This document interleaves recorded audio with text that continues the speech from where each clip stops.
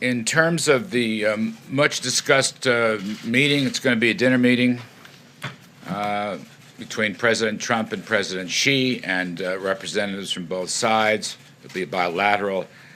I want to just mention what the President told us a short while ago, and that is, in his view, there's a good possibility that a deal can be made, and that he is open to that. He is open to that. But having said that, some caveats, as always.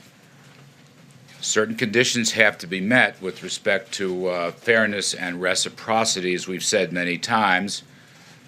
For example, issues of intellectual property theft must be solved.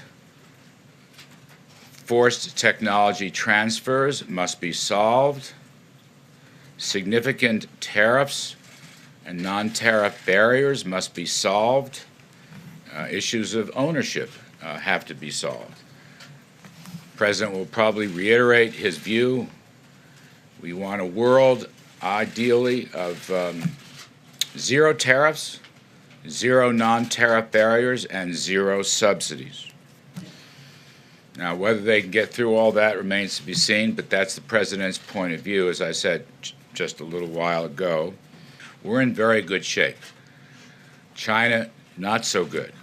I'm not here to critique or second-guess the Chinese economy, but most observers believe China to be in a slump, whereas the United States is in a very strong, solid position going into this summit. However, again, to repeat, the President said there's a good possibility that we can make a deal, and he is open to it. But on the other hand, if these conditions I mentioned a few moments ago are not met, not dealt with, the President has said, look, he's perfectly happy to stand on his tariff policies. It's a great disappointment, obviously. The President indicated his own disappointment.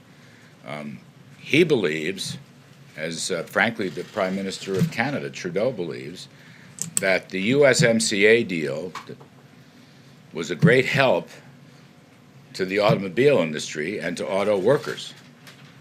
And by the way, they made those statements separately. And yet, GM comes in right after the deal. By the way, that deal will be signed in Argentina with the U.S. And Canadian representatives. So there's great disappointment there. There's disappointment that it seems like GM would rather build its electric cars in China rather than in the United States. We are going to be looking at certain subsidies regarding electric cars and others, whether they should apply or not. I can't say anything final about that, but we're looking into it. Again, that reflects the President's own disappointment regarding these actions. But certain conditions, have to be met. Certain things have to be changed.